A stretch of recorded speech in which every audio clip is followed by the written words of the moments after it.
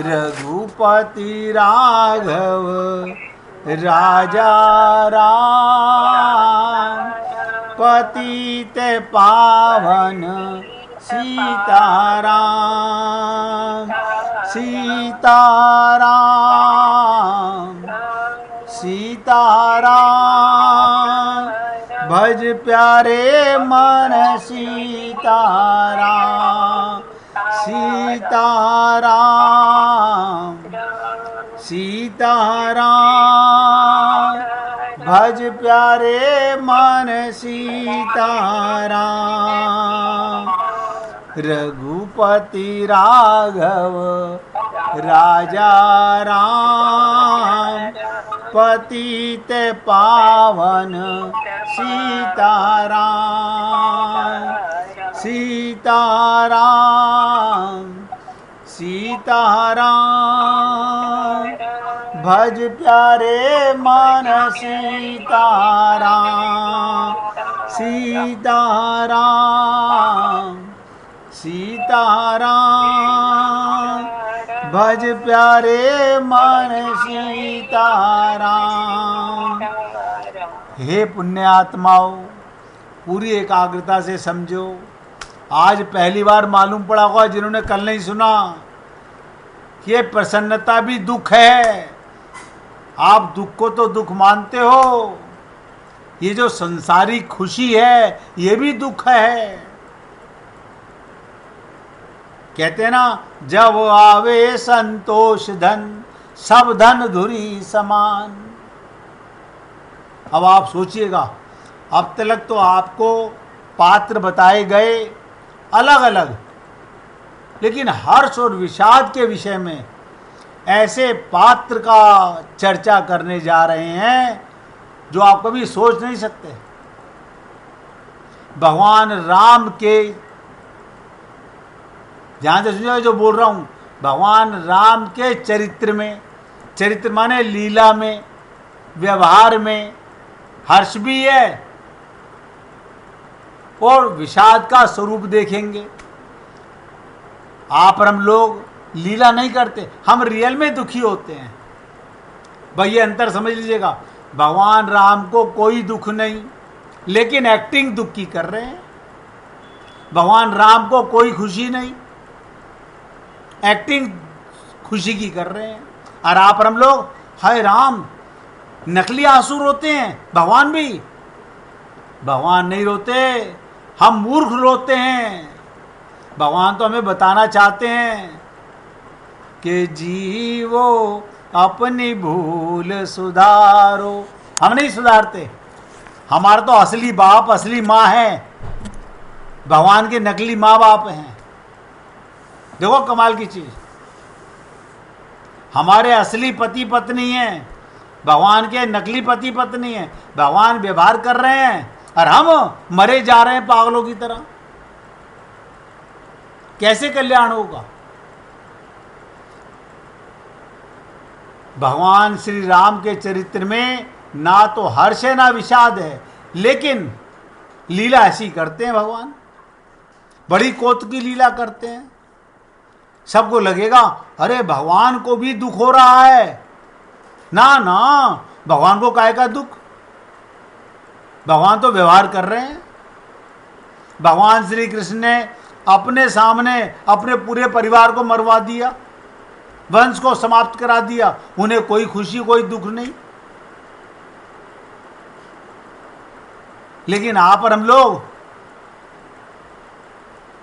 जरा जरा सी बात पर दुखी होते रहते हैं। कारण क्या? भाई एक कारण, हमें आत्मज्ञान नहीं है। जिस समय महाराज दशरथ ने, ध्यान से सुनो, कल बता के चुका हूं, दोबारा रिपीट कर रहा हूं, वो भी इसलिए कि कल कई लोग नहीं थे, आज हैं, इसलिए बता रहा हूं।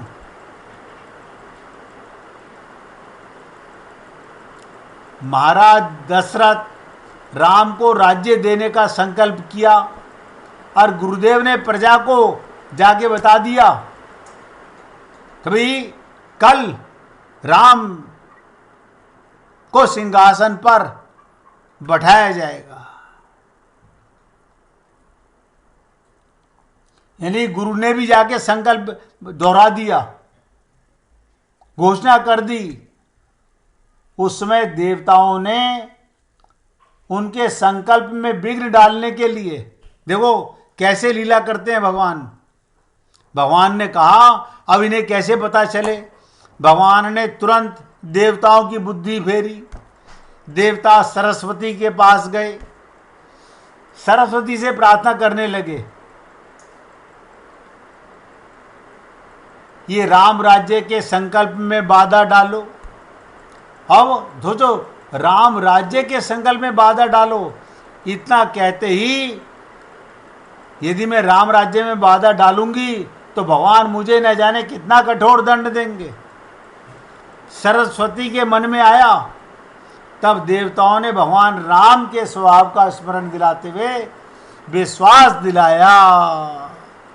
और आप और हम लोग, हम अपने परिवार को धोखा देंगे? अरे बाबा, तुम तो अपने असली भगवान को धोखा दे रहे हो, गुरु को धोखा दे रहे हो, और ये परिवार तुम्हारा रहने वाला नहीं। इनसे तो ममता मोह आसक्ति, इनमें अपनापन, भगवान में व्यवहार कर रहे हो। हम सबका ये हाल है। तो देवताओं ने सरस्वती को समझाया और विश्वास दिलाया, आप डरिए मत, अब आप भी समझो इन बातों को, आप भी चिंता मत करो। भगवान की प्रसन्नता के लिए, गुरु की प्रसन्नता के लिए कोई संसार का कल रूठे आज रूठे क्या फर्क पड़ता है। ये मेरे टेम्परेरी रिश्तेदार हैं, इनका सेवा करना, व्यवहार करना मेरा फर्ज है। लेकिन इनसे अपनापन करेंगे तो भगवान में क्या करोगे?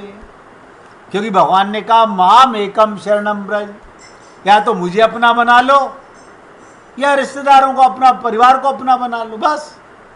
अब दो एक साथ नहीं बन सकते। जिस अंतःकरण में भगवान रहते हैं उसमें माया नहीं आ सकती। आप और हम लोग, जहाँ भगवान अंदर विराजमान है वहीं पति जी आप बैठो, वहीं पत्नी जी आप बैठो, वहीं बेटा, वहीं पोता, वहीं पोती, वहीं मकान, वहीं दुकान, सब वहीं पर, और हम सब भक्त बन रहे हैं। कैसी भक्ति है? धोखे की। तो सरस्वती को क्या याद दिलाया कि आप डरो मत, चिंता की कोई बात नहीं। तुम भगवान राम के स्वभाव को नहीं जानती।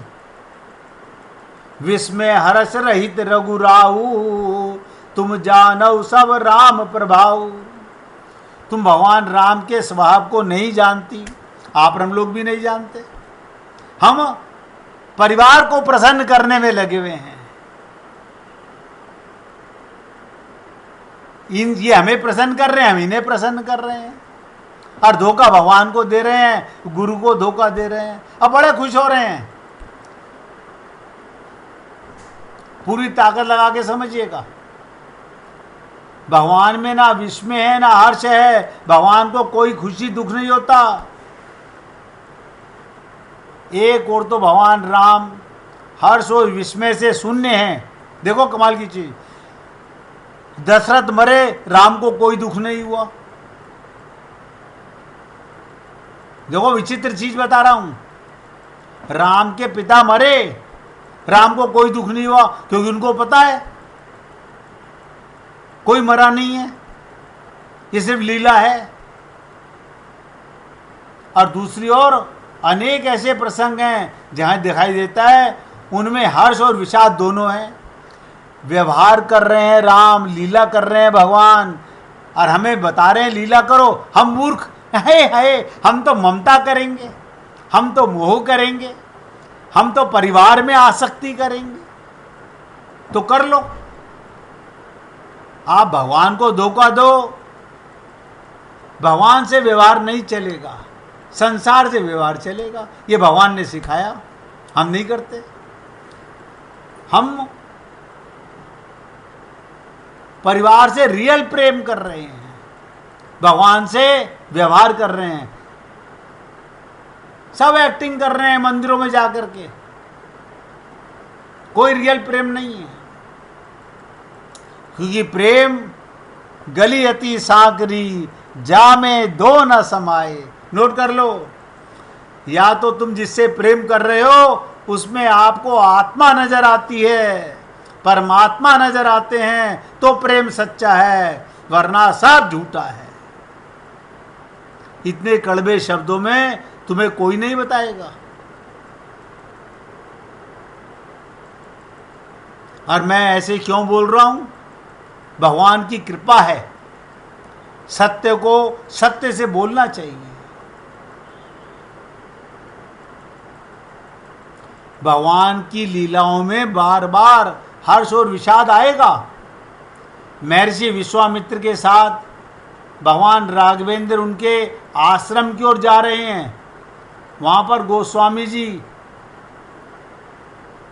लिखते हैं, प्रारंभ में लिखते हैं, हर्ष से करते हैं कि भगवान बड़े प्रसन्न हो रहे हैं। बताओ, उनके पिता ने डरते डरते भेजा कहीं विश्वामित्र श्राप ना दे दें, और राम खुश हो रहे हैं। भगवान राम हर्ष का उल्लेख आया।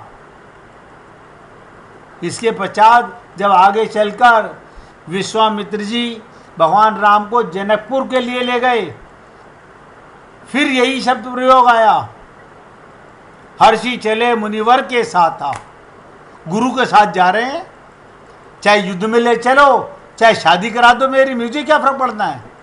आप धनुष तुड़वाओ या राक्षस को मरवाओ, भगवान तो लीला कर रहे हैं।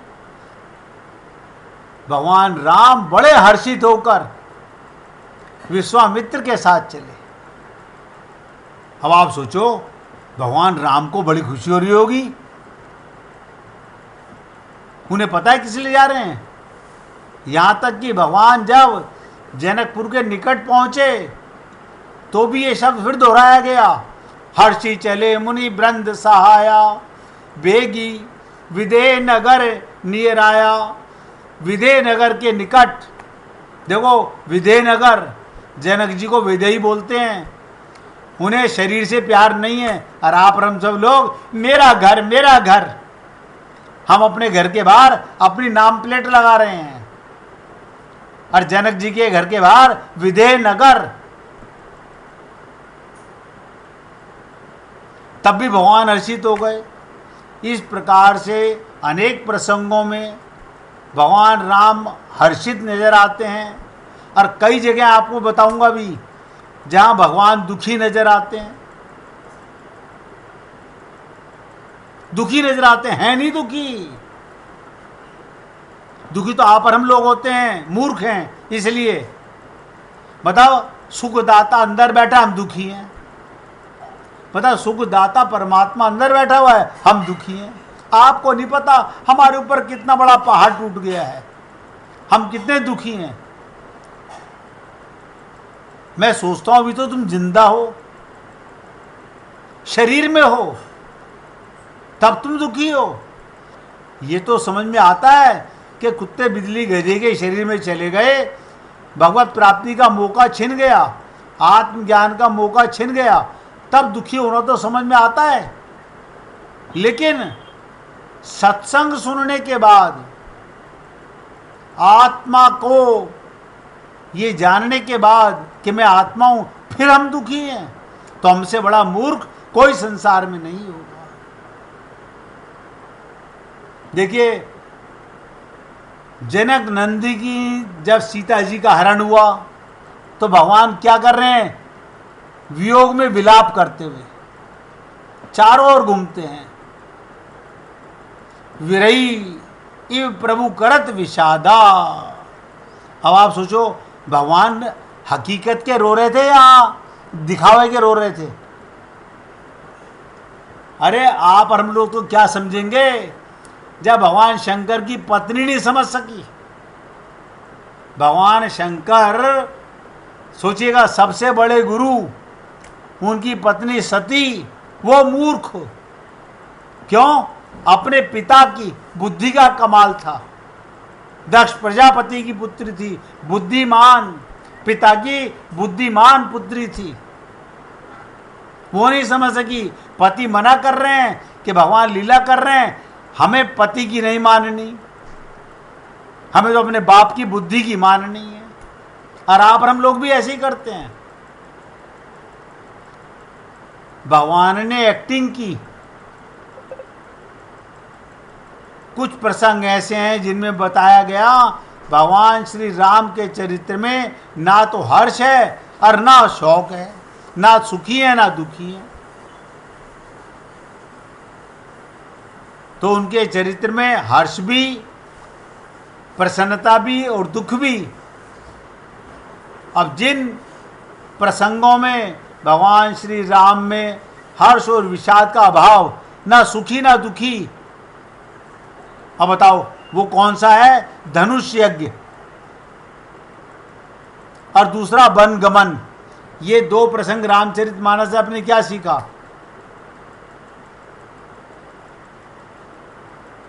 धनुष यज्ञ में गए, दूर बैठे देख रहे हैं, राजा आ रहे हैं, तोड़ रहे हैं, नहीं टूट रहा, वापस जा रहे हैं। गुरु ने कहा राम तुम तोड़ो, आगे जाके तोड़ दिया।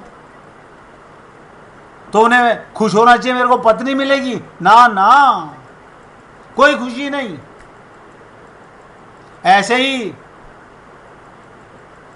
कल उनका राज्याभिषेक होना है, वशिष्ठ जी कह रहे हैं, दशरथ जी कह रहे हैं, उन्हें कोई खुशी नहीं। कहीं ने कह दिया तुम वन में जाओ, उन्हें कोई दुख नहीं। देखो कमाल की चीज, बन जाते समय राम को कोई दुख नहीं। लेकिन आप और हम लोग इन छोटी छोटी बातों को रामायण में नहीं समझ पाए। हम तो सुंदरकांड का पाठ कर रहे हैं, किस लिए? हमारे बेटे की अच्छे से शादी हो जाए। कोई सुंदरकांड का आज तक तात्पर्य समझ ही नहीं सका। उसमें सुंदरता क्या है? सीता की खोज, भक्ति की खोज, भगवान के पाने के लिए आत्मज्ञान से आगे बढ़ा जाता है। लेकिन जिनको देखो, हमें ही बहुत लोग बुलाते हैं, हमारे यहाँ सुंदरकांड का पाठ है, आप आइएगा। मैंने कहा राधे राधे भैया, आप कीजिए सुंदरकांड का पाठ। अगर सुंदरता मिल जाए तो बता देना।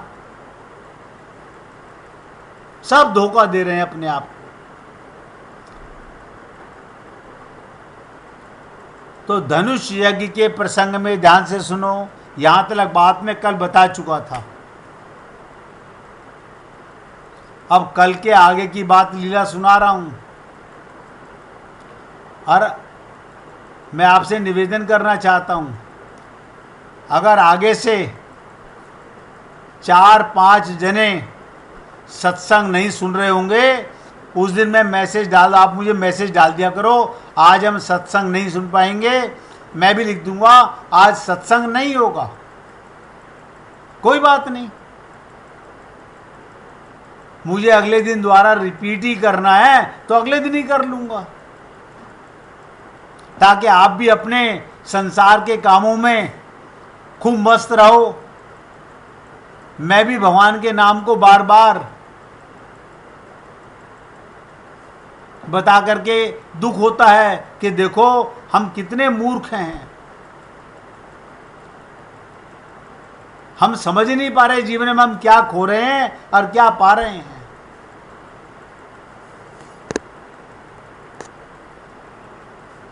और मैंने आप सबसे निवेदन किया है, जिस दिन सत्संग ना सुनना हो, पहले आप मैसेज डाल दो। अगर मुझे लगा कि 4 व्यक्ति आज सत्संग नहीं सुन पा रहे हैं, उस दिन सत्संग कैंसिल कर दूंगा।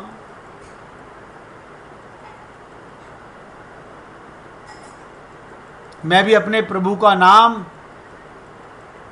ऐसे ही बर्बाद नहीं करना चाहता।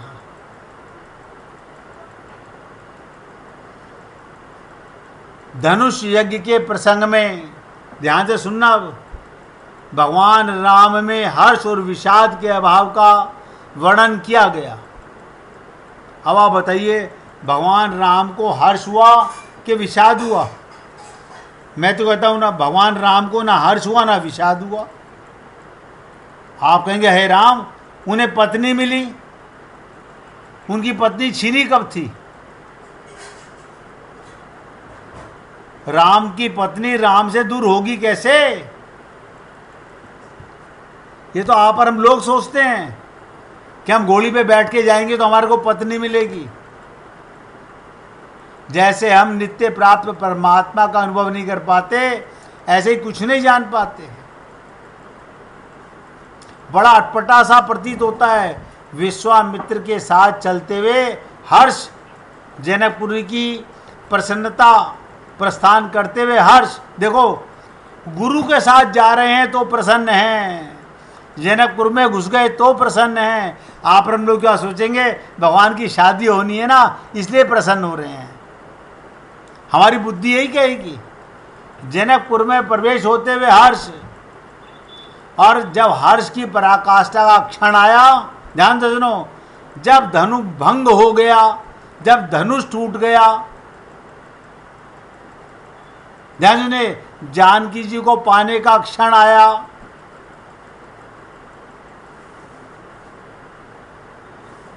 जगत जननी विजेता की ख्याति पाने का समय आया, तब अचानक तुलसीदास जी ने भाव बदल दिया। वहां पर लिख सकते थे, विश्वामित्र ने जब धनुष तोड़ने के लिए कहा तब भगवान हर्षित होकर गुरुदेव की आज्ञा पालन करने धनुष की ओर बढ़े। किंतु वो लिखते हैं, विश्वामित्र ने जब भगवान राम से कहा तो क्या किया, पहले एक बार श्री राम जय राम, इसके बाद चर्चा। और देखो, आप कंजूसी मत किया करो कीर्तन करने में, केवल एक या दो जने करते हैं, जैसे बाकी सबके बाद भगवान ने जवान नहीं दी है। श्री